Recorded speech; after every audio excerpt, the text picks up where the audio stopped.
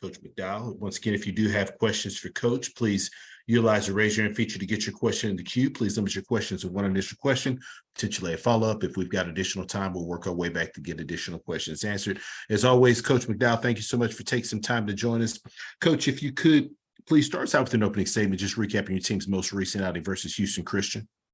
Good morning, everybody. We went across town, stunk it up a little bit offensively, defensively. Again, guys just didn't play well for whatever reason, but as coaches, we got to get them ready to go. Much needed break to get back to the fundamentals of things and get these guys to understand, what's at stake right now. And then we got to get better going forward. We're going down to Tallahassee, play a really good team, well-coached team.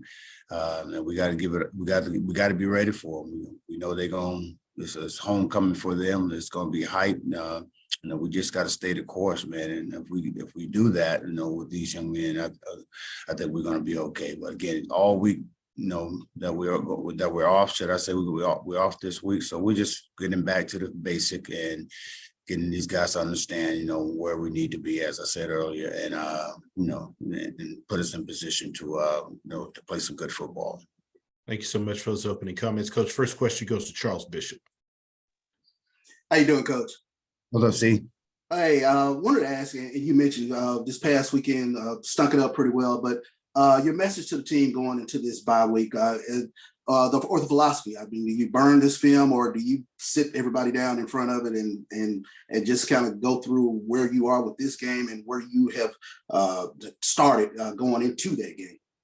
Yeah, no, the way we stunk it up, Charles, you can't burn this. These guys got to see what they did wrong and, get the coaching from the coaches, they can see, what the coaches see and what they're not doing, what they've been taught to do all week long and ask why, ask questions like, why didn't you do it? And that's been, kind of our Achilles heel, again, being in position, but again, several plays, not making plays and guys just not doing their responsibility. And we've been trying to encourage these guys, hey, just, do your job first and let everything else, your athletic ability come out after that. But, everything starts with you up front, in the middle, in the back, and as well as offense and defensively. And we just got to get to the point where they have to get to the point where they got to trust these coaches. They know what they're doing and execute their assignments.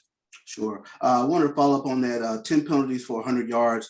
But it seemed as though the frustration was really mounting on the sideline with regards to the penalties called this past weekend. I wanted to focus in on one in particular where there was an unsportsmanlike called on the bench. Unfortunately, the PA mic was open from the referee, but kind of give us your take on what that interaction and how that kind of came about.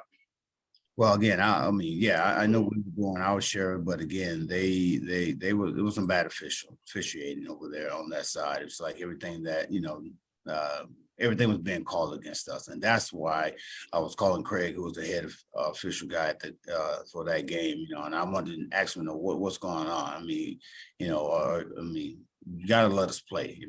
When they initiate, you're going to call it, but then when we retaliate, as I told the guys, we're getting caught retaliating. So we got to calm it down. As I told them today, we got to get out of that. And I told them, I promise you, we're going to get out of it because again, we're in position several times, y'all.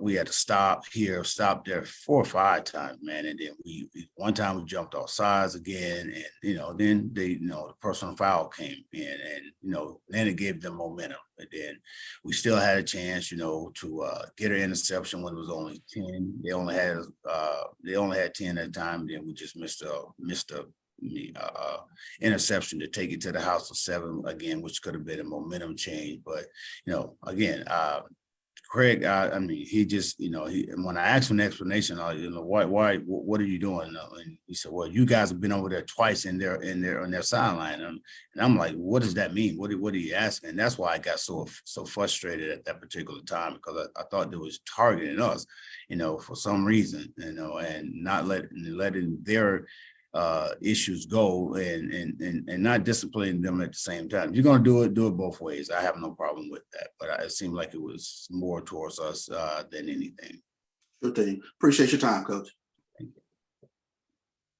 Next question goes to Dr. Cavill. Coach, I want to follow up on that. I was engaged with the 10 penalties for 100 yards and the concern about that. But when you get to that point where ultimately, if you just don't think you're going to get a fair opportunity, do you look at rescheduling games like that? Or it gets to the point where you're saying, if it's not going to be equitable in terms of how it's going to be called, do you say, well, let's go figure out and try to play somebody else where we're going to get a fair shot of being able to play the game?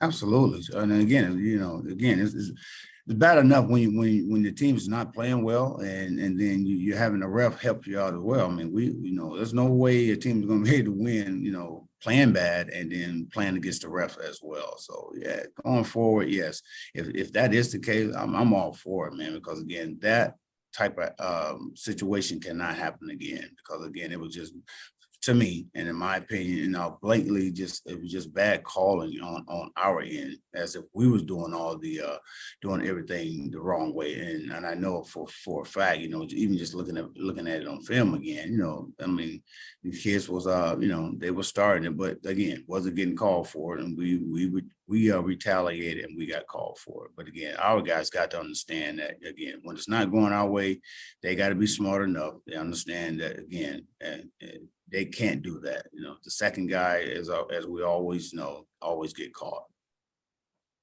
Second year at the helm, last year had the experience in terms of the open week. What are you deciding to do in terms of the open week in regards to doing an analysis of what you did during the first couple of games? Or are you going about going and looking at the little details to see where you can get better? For us, it's definitely, you hit it on the head, Doc. We got to go back and look at the little things, man, because it's the little things that are hurting us, in situations where we can get the momentum, and then we end up not getting it because we're not disciplined enough, not focusing enough on the play at the particular time. So we got to get back, get these young men back focused mentally, and get them ready to go. Because again, we got talent here. We just got to make sure that these guys know that, we still got their back. We still got a lot of football left to play, and we're still not out of it. So we got to go. If we plan on doing what we asked, we plan on doing what we talked about at the beginning of the year. Now it's the time to do it. From here on out, we're going into an all Swac play, so we got to make sure that we're doing what we're supposed to do this week on the field, even though it's a bye week. I told them this morning, hey, I need you guys to come out, the rest of the week and just do what we asked you guys to do, be where you're supposed to be assignment wise, and let's get better. Because again, if you're not trying to get better out there on that practice field, there's no way you're going to carry it into game play and get better. Thank you, Coach. Look forward to the following week when we get back into it. Thanks, Doc. Next question goes to Mr. Mosby. Hey, how you doing, Coach McDowell? How you doing? Hey, I had a question about the team. This season had 3 games out of conference, outscored 144-16 and 75-16 against FCS opponents. I was wondering, why do you think the team has not been ready to compete in these out of conference games this season? I don't know. And that's on me. We got me as a head coach, and as coaches, we just got to get them ready and just have these kids understand that, still football, even though it's out of conference, we still want to go out and play the game, man, play the game to the best of our ability, no matter who it is, in conference, out of conference, we want to win. They want to win, in order for us to win, everybody still has to execute their assignments, and a lot of those games, again, we didn't do it. We did things at the wrong time, doing our own thing at the wrong time, and it was cost you. Anytime you go against a good team, and they see it, they exploit it. That's what they're doing. They're gonna exploit it, and they're gonna make you pay for it. So again, just getting our kids to understand, do your 100, man, do your job first, and we're going to be okay. And I promise you, we can do that. And I know we will going into this SWAC play. we're gonna be okay. Just again, just going back to the fundamentals of this week and letting these guys understand, this is where we are, this is what needs to happen throughout this week, and get back off the break and get ready to play a good football team down there in Florida.